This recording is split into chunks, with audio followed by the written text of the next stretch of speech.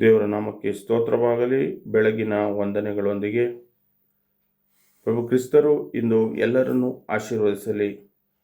ಪ್ರೀತಿಯ ನನ್ನ ಆತ್ಮೀಯ ದೇವಜನರೇ, ಈ ದಿನ ಬೆಳಗಿನ ಜಾವದಲ್ಲಿ ನಾನು ಆಯ್ದುಕೊಂಡಂತಹ ಭಾಗ ಜ್ಞಾನೋಕ್ತಿಗಳ ಪುಸ್ತಕ 4ನೇ ಅಧ್ಯಾಯ 7ನೇ ವಚನವಾಗಿದೆ. ಜ್ಞಾನವೇ ಮುಖ್ಯವಾದದ್ದು, ಆದ್ದರಿಂದ ಜ್ಞಾನವನ್ನು ಸಂಪಾದಿಸು, ನಿನ್ನ ಎಲ್ಲ ಸಂಪತ್ತಿನಿಂದ ವಿವೇಕವನ್ನು ಪಡೆದುಕೋ ಎಂಬುದಾಗಿ ದೇವರ ವಾಕ್ಯ ನಮಗೆ ಎಚ್ಚರಿಸುತ್ತದೆ.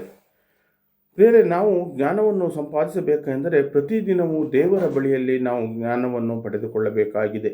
ಏಕೆಂದರೆ ದೇವರು ನಮಗೆ ಎಲ್ಲವನ್ನು ಕೊಡುವಂತಹ ಜ್ಞಾನಿಯೂ ಆಗಿದ್ದಾನೆ. ನಮ್ಮನ್ನು ಆದಿಯಿಂದಲೂ ನಮ್ಮ ತಾಯಿಯ ಗರ್ಭದಿಂದಲೂ ದೇವರು ಸೃಷ್ಟಿಸಿ ರೂಪಿಸಿ ಚಿತ್ರಿಸಿದ್ದಾರೆ. ಅದಕ್ಕಾಗಿ ನಾವು ಪ್ರತಿದಿನವೂ ದೇವರನ್ನು ಆರಾಧಿಸಿ ದೇವರಿಗೆ ಸ್ತುತಿ ಸ್ತೋತ್ರವನ್ನು ಸಲ್ಲಿಸಬೇಕಾಗಿದೆ. ಅನೇಕರನ್ನು ದೇವರು ನಮಗೆ ಕಲಿಸಿಕೊಡುವಂತಹ ಮುಖ್ಯವಾದ ವಿಷಯ ಪ್ರೀತಿಸುವುದು. ಅನೇಕರನ್ನು ಅಕ್ಕಪಕ್ಕದವರನ್ನು ನಾವು ಪ್ರೀತಿಸಬೇಕು. ಇದಾಗಿದೆ ದೇವರು ನಮಗೆ ಕಲಿಸುವಂತಹ ಮೊದಲನೇ ವಿಷಯ.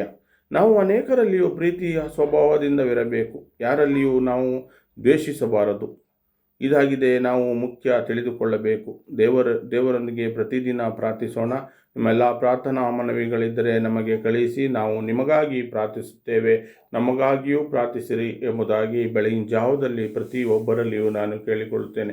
ಪ್ರೀತಿ ಸ್ವರೂಪನಾದ ದೇವರು ಪ್ರತಿಯೊಬ್ಬರನ್ನು ಆಶೀರ್ವದಿಸಲಿ. ಈ ವಚನವನ್ನು ನೋಡುವ ಪ್ರತಿಯೊಬ್ಬರನ್ನು ದೇವರು ಈ ಸಮಯದಲ್ಲಿ ಸ್ಪರ್ಶಿಸಲಿ ಎಂಬುದಾಗಿ ಪ್ರಭು ಯೇಸು ಕ್ರಿಸ್ತನ ನಾಮದಲ್ಲಿ ಬೇಡಿಕೊಳ್ಳುತ್ತೇನೆ.